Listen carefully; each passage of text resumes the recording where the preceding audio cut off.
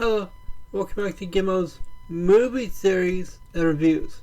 So today we're going to review our first movie for this channel, and it's none other than the 2024 sci-fi horror film Alien Romulus! Yeah! So we're going to review that and show why I say that this movie is a product of combining all the other Alien movies together into one movie. So this movie is essentially one Alien series tribute after another. So show major ones. So here we go. Hope you enjoy. First, I just want to say that I've seen a lot of hate by critics of this movie, saying that in this scene where Rain goes back into the xenomorph colony to save Andy, critics of Alien Romulus say Fede Alvarez is trying to turn Rain, or actress Kaylee Spaney, into the new Ripley, to essentially replace Ripley with a new actress. However, I don't see it like that. I see it as a tribute to Ripley and her mindset of facing her fears to save those she loves, and saying that Ripley's act of bravery can inspire others. So, no. I don't see this scene as trying to replace Ripley with Rain or Kaylee Spaney. I see it as a tribute to Ripley's bravery and how it can inspire others to face their fears.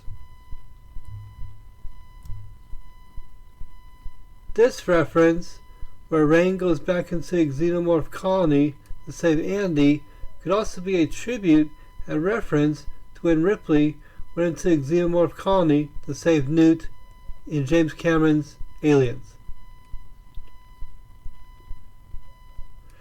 And here's a just for fun obvious reference, is when Andy says to the xenomorph after he guns it down in the elevator shaft, he says, "Get away from her.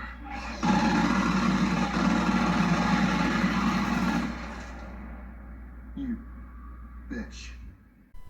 And this is the same line that Ripley said to Xenomorph Queen aboard the Colonial Marine ship in James Cameron's Aliens when the Xenomorph Queen tries to kill Newt.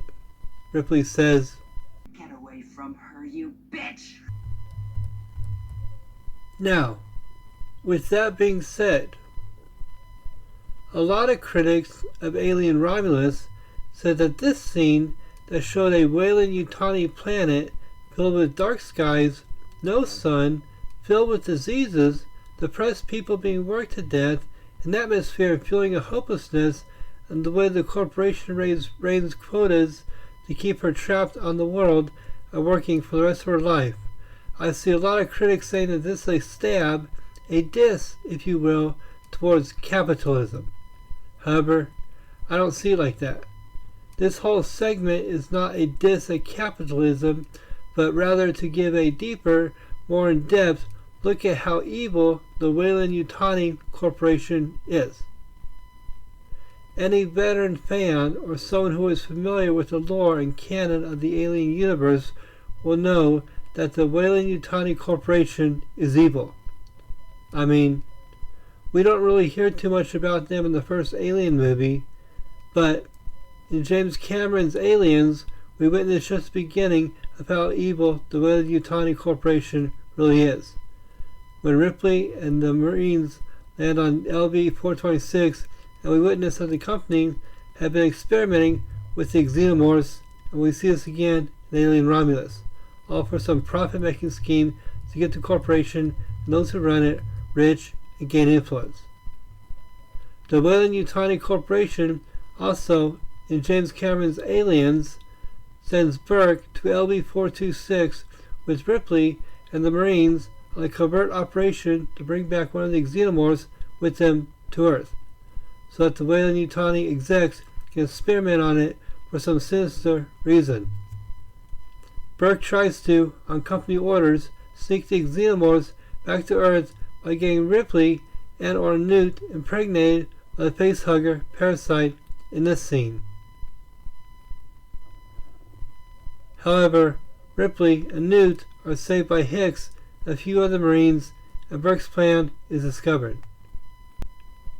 we don't see or hear too much of the Weyland-Yutani Corporation until Alien Romulus, because Alien Resurrection dealt with the United Systems military carrying out the xenomorph experiments, and in Prometheus, the AI David acted as on his own will to affect a crew member. However, in Prometheus and Alien Romulus, we learn that the Weyland-Yutani Corporation is aware of AI David's experiments with the black goo and his discoveries on the planet in Prometheus and Alien Covenant. And the corporation wants to take its knowledge from both movies and use it to create a bioweapon that they can, perhaps, sell to the highest bidder, or hoard it for themselves. Either way, an xenomorph black goo bioweapon could make the company very rich.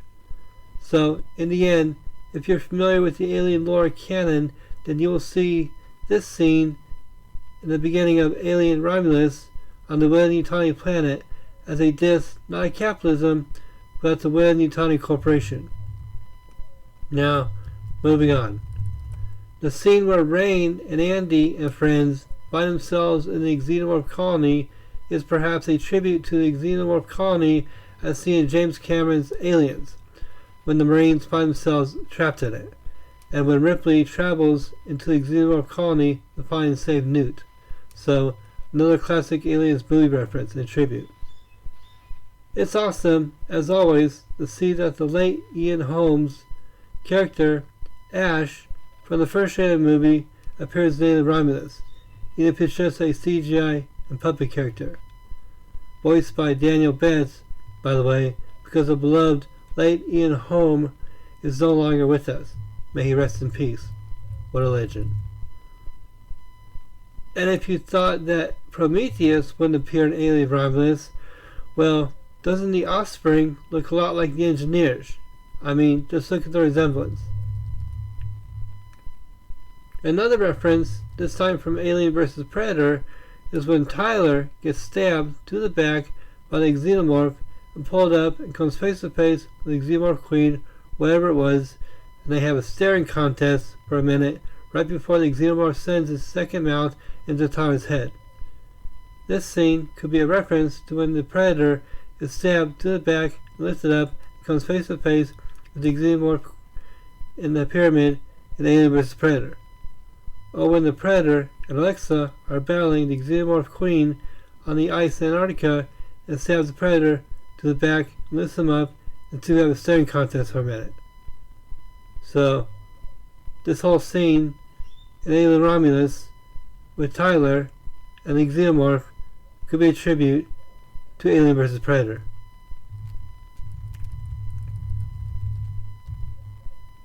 Another reference is when Rook guides Andy, Rain, and Tyler to the Romulus lab and informs them of the experiments done on the facehuggers, just like in James Cameron's Aliens, and to a lesser extent, the experiments done to xenomorph human hybrids in Alien Resurrection by the United military.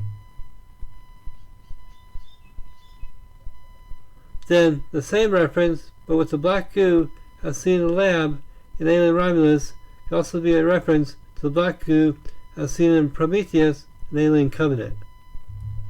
Another reference is the obvious one. It is of the wreckage of the Nostromo and the xenomorph they captured from its wreckage. Another reference is when Tyler and Bjorn are trapped in the cryochamber lab and the facehuggers try to impregnate them. This scene could be a reference to when Ripley almost got impregnated by a facehugger in James Cameron's Aliens. And if you thought scenes from Alien 3 were out of the formula for this movie, then you'd be surprised. Because this scene, where Rain is in the elevator shaft being romantically wooed by the xenomorph, or whatever it's doing, is a tribute and reference to the scene in Alien 3, where Ripley is impregnated by a facehugger and confronted by a xenomorph in the prison medical bay. That scene from Alien 3 is present here in Alien Romulus when the xenomorph and Rain are having their weird romantic or whatever moment.